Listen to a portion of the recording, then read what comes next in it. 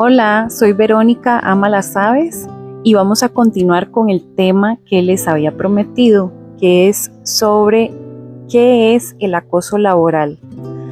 Podemos encontrar diferentes definiciones sobre lo que es el acoso laboral, si buscamos lo que es normativa, si buscamos, por ejemplo, información sobre qué opina la psicología al respecto. Pero entonces yo les voy a ir mostrando los conceptos que yo he encontrado y que me parece que son los más fáciles de comprender. Primero que nada, lo más importante es comprender que son diferentes conductas, que son sistemáticas y prolongadas. Y esas conductas pueden incluir maltrato, aislamiento, manipulaciones, discriminación e incluso dentro de todas estas acciones que realiza el acosador podría propiciar o al menos generar que la persona desee renunciar a su trabajo. Entonces existen diferentes tipos de acoso. Uno podría ser de forma descendente, es decir, de su jefatura hacia los subordinados. O también podría ser ascendente, en el cual los subordinados más bien son los que están acosando a su jefatura.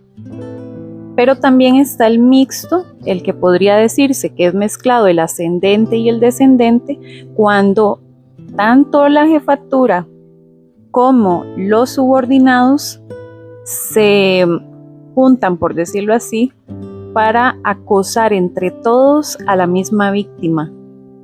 Entonces, teniendo claro qué es el acoso laboral y esos tipos de acoso laboral, podemos encontrar también las formas del acoso laboral. Uno de ellos podría ser el acoso psicológico que puedan ejercer estas personas en perjuicio de la víctima. ¿Cómo podrían hacerlo? Por ejemplo, con chismes, desacreditando a la persona, ridiculizándola. Esas serían formas de irla afectando psicológicamente. Es muy típico de estos lugares donde abundan mucho los rumores.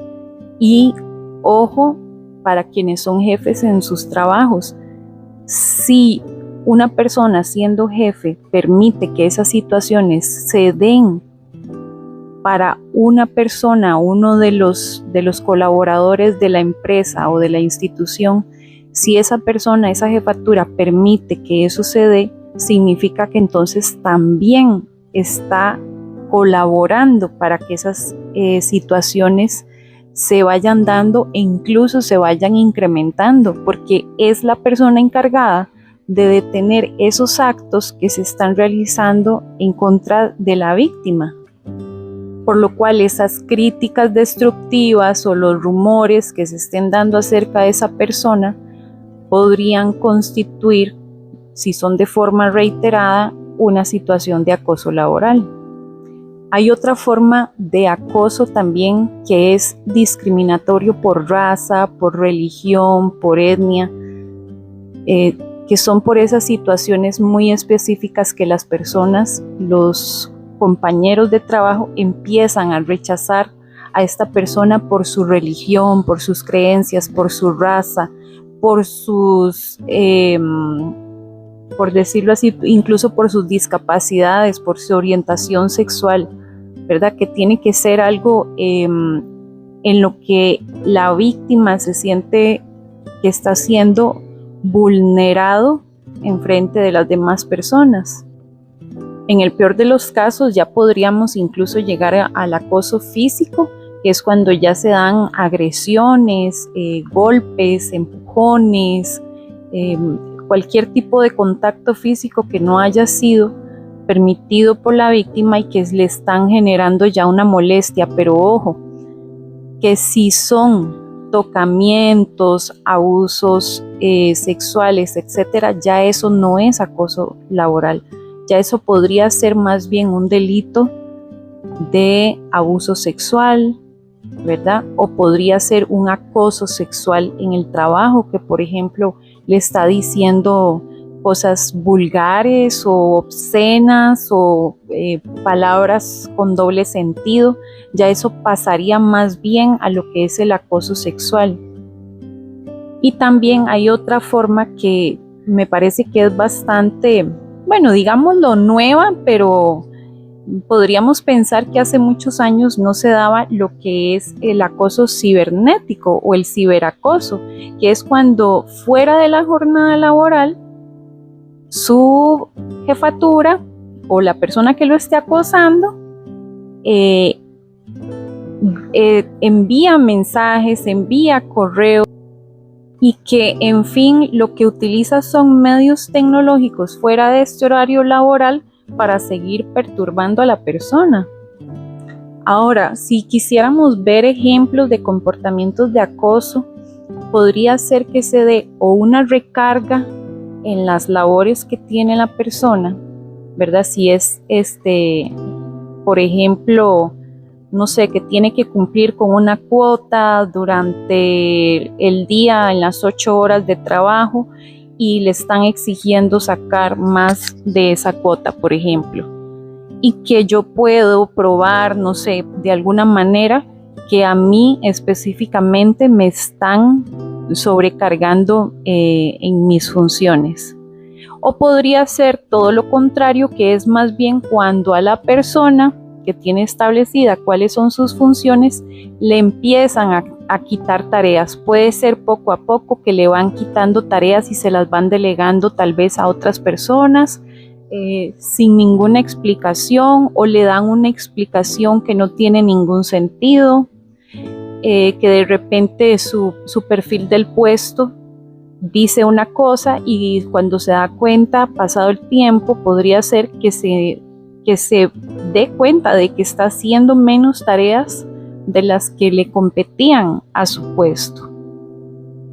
También otras formas son aislando a la víctima. Esto es muy normal, que el acosador quiera aislar a la víctima para hacerla creer que ella es la que está mal, que los demás compañeros no se le pueden acercar, e incluso los demás compañeros ya podrían empezar a visualizar que no quieren acercarse a la víctima, a la supuesta víctima, porque también ellos se podrían ver perjudicados, ya sea por amenazas directas que haya realizado su jefatura o porque de alguna forma indirecta lo han percibido, que podrían verse de que hay tal compañero que era muy cercano a esta supuesta víctima,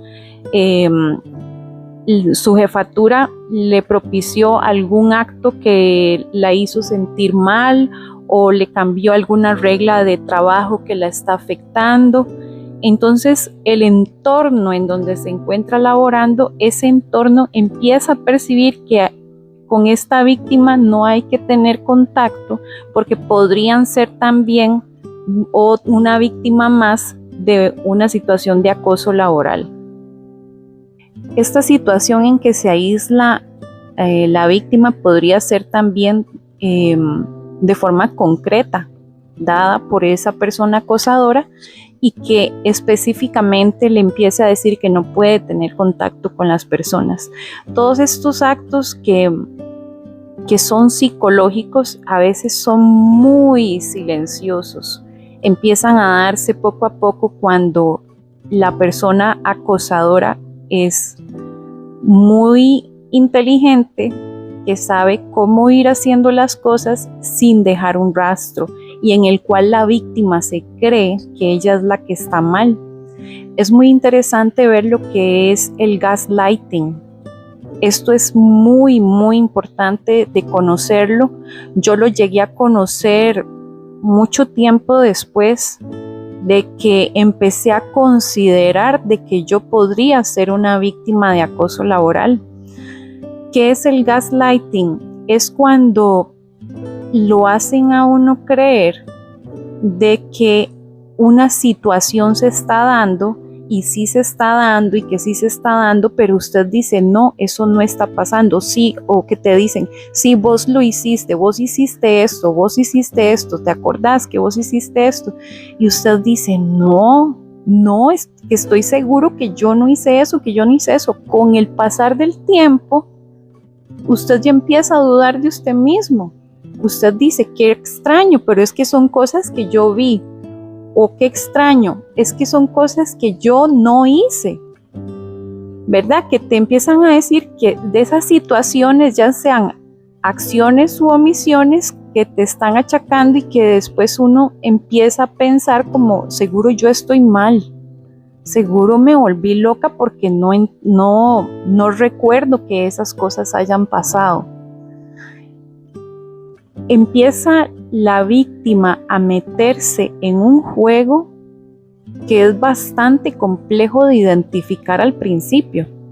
Ahora, estaba viendo diferentes entrevistas en donde las personas preguntaban cuánto tiempo tiene que pasar para que haya acoso laboral. No hay un tiempo definido. Si ustedes viven en un país en donde ya existe legislación al respecto, revísenla para ver si tienen un tiempo específico para que esto se concrete, pero generalmente eso no es así. Una persona podría ser víctima de acoso por 6 años, como podría serlo por 2 meses.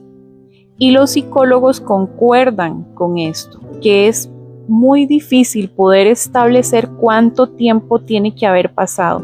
Hay personas que identifican muy rápido que están siendo víctimas de acoso laboral.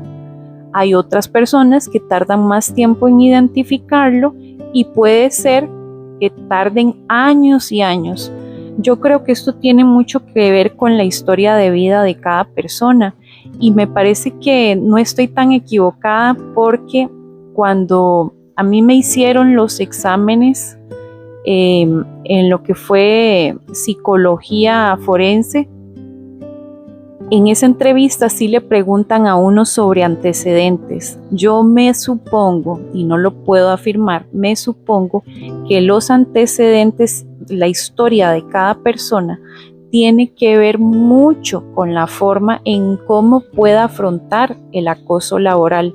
Yo pienso que no es lo mismo las herramientas que pueda tener una persona, por ejemplo, que sufrió mucho bullying en el colegio, que las herramientas que tenga para afrontarlo una persona que nunca ha sufrido bullying de ninguna manera, ¿verdad? Puede ser que la persona que ha sufrido mucho bullying tenga, como dice uno, más espuela para poder identificar a un acosador, pero puede ser que más bien el haber sufrido tanto bullying lo haga más propenso, ¿verdad?, a sufrir o tenga un perfil en el que es propenso a ser víctima de acoso laboral.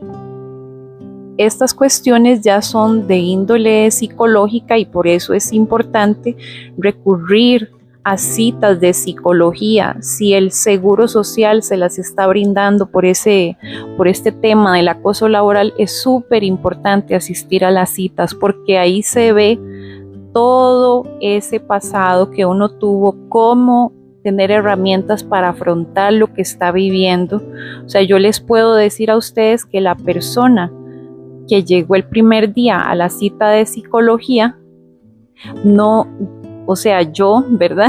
Yo cuando fui a esa primer cita de psicología, no soy la misma persona del día de hoy, ¿verdad? Porque también esto complementado con la psiquiatría, van haciendo un acompañamiento interdisciplinario en donde se trabajan ciertos objetivos desde la psicología, pero además de eso hay un acompañamiento médico en que le pueden brindar algún tipo de medicación, valga la redundancia,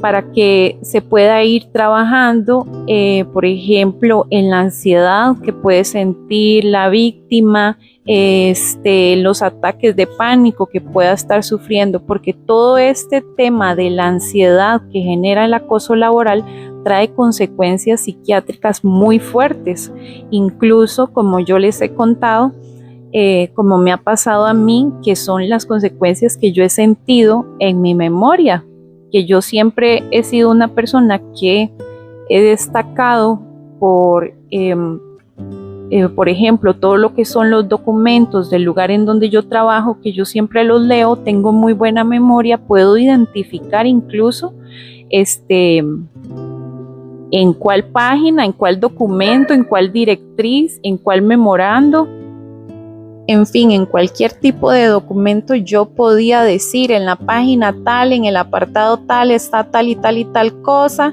y esto se puede relacionar con aquello otro y con esto, y mi capacidad para resolver era muy rápida. Al día de hoy yo puedo decirles, me cuesta mucho concentrarme, cuando leo tengo que leer lo mismo varias veces porque no lo entiendo. Es algo que a mí me ha afectado en ese aspecto y también emocionalmente me afecta. ¿Por qué? Porque yo me empiezo a dar cuenta que no tengo la misma capacidad que tenía antes, pero que bueno, yo tengo fe porque venimos al punto de la fe y de cuánto le pido yo a Dios que me ayude a volver a ser esa persona, y si Dios lo permitiera todavía mejor de lo que era antes, porque ya habiendo vivido un golpe de esta manera, que yo lo considero bastante fuerte, yo esperaría que sea una persona que, bueno, puede afrontar todavía más problemas y que va a tener más herramientas para poder afrontar problemas futuros, suponiendo que por algún motivo vuelva a vivir las situaciones que yo consideraría que podrían ser acoso laboral, y entonces ya voy a tener la experiencia y también voy a poder, en buena teoría, y eso es lo que espero, que si se diera una situación así, poder controlar mejor el tema de la ansiedad y no darle largas al asunto hasta el punto que me llegue a afectar mi capacidad de memoria y mi capacidad de retentiva. Esto es importantísimo para cuando uno trabaja. ¿Por qué? Porque un ejemplo, digamos que yo en el trabajo tenga que contestar muchos correos. ¿Cuál es la consecuencia de yo haber permitido que esta situación se alargara, o de no haber identificado a tiempo, tal vez por desconocimiento, cuando esas acciones se estaban convirtiendo en acoso laboral? Que yo entonces, tal vez si antes revisaba 100 correos y los iba contestando de inmediato porque era más fácil para mí antes del acoso laboral, posterior a esto uno empieza a identificar que uno lee un correo, tarda más en dar una respuesta, lo duda, no está seguro de si leyó esto o no leyó aquello. Uno empieza a tener alguna duda desde esa parte técnica, ¿verdad? En esa parte técnica uno necesita estar revisando, estar releyendo, etcétera, para estar seguro de la indicación o lo que sea que tiene que resolver en el trabajo. ¿Y por qué podría pasar esto? En mi experiencia, empezó a darse por estar alerta a lo que la persona acosadora estaba ejerciendo contra mí, ¿verdad? Por estar yo alerta a lo que estaba pasando, estar alerta a lo que podría estar sucediendo, y estar uno en esa situación de supervivencia, porque el cuerpo entra en una forma de alerta, porque usted incluso hasta en la noche puede ser que esté soñando con esas cosas, puede ser que tenga hasta temor, ¿verdad? Entonces el cuerpo está enfocado en otra cosa, su mente está enfocada en otra cosa, y usted no está enfocado en su trabajo. Cuando a usted lo sacan de esa situación de riesgo, su mente queda pegada, porque yo lo puedo identificar así, y no sé si a todo mundo le pasará lo mismo. Su mente como que queda pegada en esa situación, y usted sigue sintiendo miedo y sigue estando ansioso y sigue viviendo, o sea, su diario como si usted estuviera expuesta al riesgo. De ahí vienen muchos ejercicios que se hacen desde la psicología para pensar, ok, esto ya pasó, hoy es el día tal, estoy haciendo tal cosa, el clima está así, para que la persona empiece a identificar, ok, mi hoy es uno distinto, mi hoy es otro momento, mi hoy ya está a salvo. Y entonces uno poderse ir recuperando como persona. Ahora, con respecto a la parte espiritual, porque como les digo, yo no voy a desligar la parte legal de la parte espiritual, porque bueno, al que no le guste eso, bueno, podría entonces quedarse con la información que le di al principio, pero las personas que somos espirituales tenemos muy presente que nosotros no debemos permitirnos ser pisoteados por nadie. O sea, yo estoy completamente segura de que Jesús a mí me quiere ver contenta, que Jesús a mí me quiere ver tranquila, que Jesús no me quiere ver ansiosa. La Biblia dice que uno no debería preocuparse por el mañana. Y también dice la Biblia que si Dios se preocupa hasta de lo que comen los pajaritos, o sea, ellos andan por ahí felices y contentos. A mí me llama mucho la atención. Les voy a buscar el versículo, porque de verdad que ese versículo es hermoso. Está en el libro de Mateo, permítanme, se los voy a leer. En el libro de Mateo capítulo 6, versículo 26. Dice, mirad las aves del cielo que no siembran, ni siegan, ni recogen en graneros, y vuestro Padre Celestial las alimenta. ¿No valéis vosotros mucho más que ellas? ¿Y quién de vosotros podrá, por mucho que se afane, añadir a su estatura un codo? Y por el vestido, ¿por qué os afanáis? Considerad los lirios del campo, cómo crecen, no trabajan ni hilan. Pero os digo que ni aun Salomón con toda su gloria se vistió así como uno de ellos. Y si la hierba del campo, que hoy es y mañana se echa en el horno, Dios la viste así, ¿no hará mucho más a vosotros, hombres de poca fe?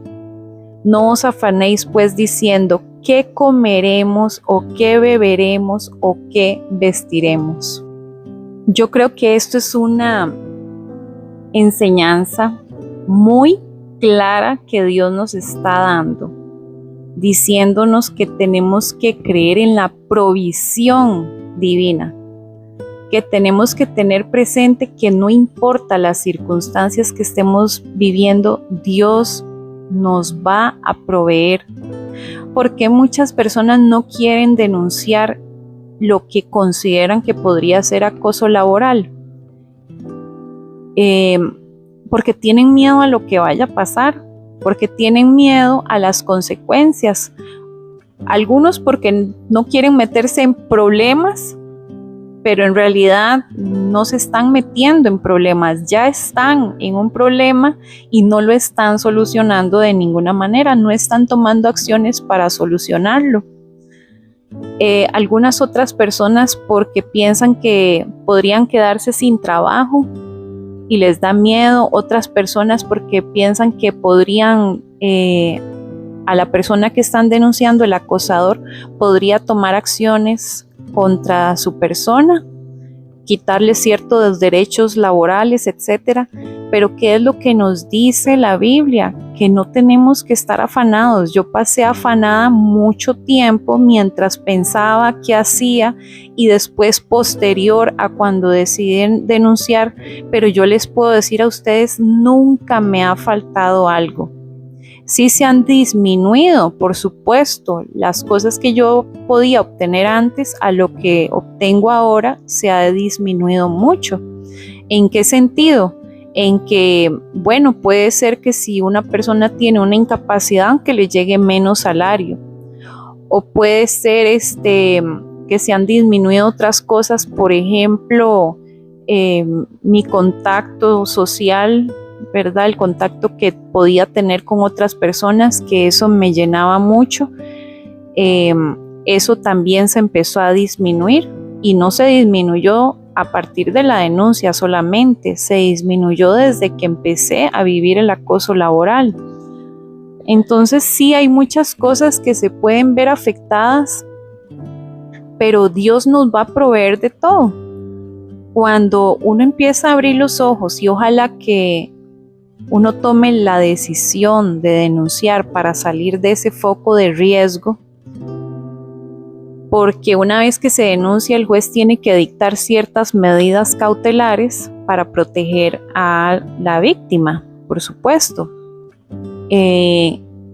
Una vez que uno sale de ese foco de riesgo y toma las acciones correctas, como la medicación, las citas de psicología, que les comento que es muy importante, también si pueden tener apoyo de su pastor, de su sacerdote, todo ese acompañamiento espiritual, si pueden contar con todas estas herramientas, incluso para quienes tenemos amigas que profesan nuestra misma fe, todo ese apoyo espiritual es sumamente importante. Y entonces cuando ya uno, como les digo, cuando ya uno está fuera de ese foco de riesgo,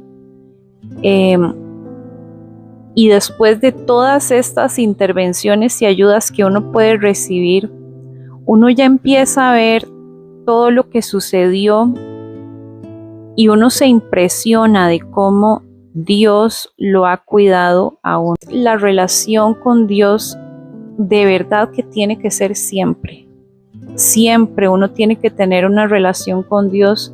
Siempre uno tiene que creer que Dios lo va a cuidar a uno y que a uno no le va a faltar. Aunque uno lo vea que ha disminuido el ingreso económico, por ejemplo, o que ha disminuido algo de alguna forma, a uno no le va a faltar qué comer, a uno no le va a faltar una persona que le dé apoyo, a uno no le va a faltar una persona que esté orando por uno. Es en ese sentido. O sea, no es solamente en el tema de que, mi vestimenta no me va a faltar. Es importante eso. Las necesidades básicas que cada uno tenemos, eso es importante, pero la parte espiritual que no vaya a faltar, eso es lo mejor de todo, porque es cuando más se siente la presencia del Señor. O en algunos momentos podría uno suponer, no siento la presencia de Dios en esta angustia, pero como les digo, cuando el tiempo pasa, uno se da cuenta de que Dios sí estaba ahí, de que Dios estaba trabajando, que estaba en silencio porque estaba ocupado trabajando en cuidarlo a uno. Eso de verdad que ha sido de lo más impactante para mí, su providencia, la providencia divina de ponerme personas correctas en el camino, la providencia divina de haberme puesto los versículos bíblicos que yo necesitaba leer para llenar mi corazón en momentos en que yo pensaba que Dios no me estaba hablando. Él me decía, no me estás escuchando, entonces léeme. Yo lo leía y ahí encontraba las respuestas que Él me estaba dando, pero si yo no leía la Biblia, no estaba recibiendo respuestas, no estaba recibiendo nada porque no lo escuchaba. Yo pensé que Dios estaba callado en todo este tiempo y que no me estaba dando un mensaje, pero cada vez que yo leía la Biblia, sí me decía algo específico para la situación que yo estaba viviendo. Ahí me di cuenta también que tenía que incrementar mi relación con Dios.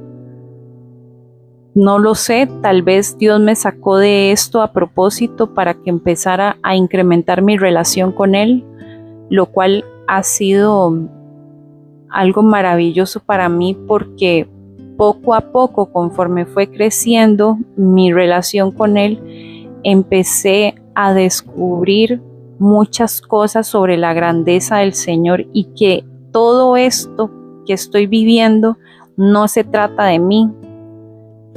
todo esto que estoy viviendo se trata de Dios, se trata de Él. Hasta lo más doloroso que uno puede estar viviendo, se trata de Él. Este mundo no fue creado solamente para que yo viviera, para que todo se moviera alrededor mío. No, este mundo fue creado para que todo se mueva alrededor de Dios, para que todo gire alrededor de Él. O sea, ¿ustedes creen que Dios lo necesita a uno para existir? No, pero uno sí lo necesita a Él para poder existir. Entonces, desde esa parte, cuando uno se humilla delante de Dios, cuando uno llega con humildad y a comprender que uno es como un granito de arena apenas en toda la inmensidad de Dios, ahí es donde uno se dice, creo que no puedo sobrevivir si no estoy agarrada de Dios, y que tengo que reforzar cada vez más esa relación con el Señor, que en los momentos más duros es cuando tengo que alabarlo, agradecerle porque me está diciendo acérquese más a mí. Eso es lo único que yo puedo entender, que en los momentos más duros es cuando Dios me está diciendo esto, aproveche esta situación, alábeme, no se distraiga, no se desenfoque, porque esto se trata de Dios, se trata de poder llegar a la vida eterna con Él, no se trata de la parte natural. No sé si estoy siendo un poco compleja para explicar. Espero que no sea así, espero que sea de comprensión, pero lo que sí les quiero dejar claro es que no nos tenemos que preocupar. Si estamos viviendo una situación de acoso, y yo me lo digo todos los días, no me voy a preocupar más porque Dios me ha impresionado dándome a entender que Él está ahí. Si Él está ahí, no me falta nada. Podría yo tener millones y millones de dólares, ¿y qué hago yo con eso si Dios no está conmigo?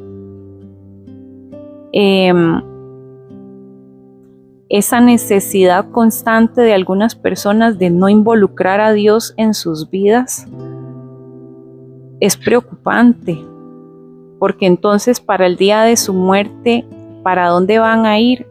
¿Al lugar al que siempre han querido? ¿Al lugar en donde no está Dios? Y les va a tocar vivir sin la presencia del Señor por el resto de sus días.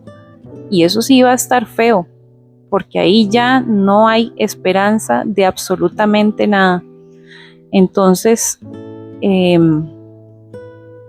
quiero darles las gracias también, cambiando de tema, por todas las vistas que han tenido los videos anteriores. Yo no sabía que esto era un tema que a tanta gente le interesaba.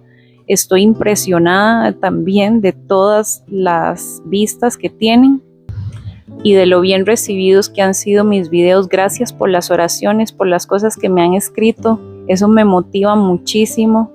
Me motiva mucho pensar de que esto que estoy viviendo está siendo de ayuda para otras personas. Espero que se encuentren muy bien y muchísimas bendiciones.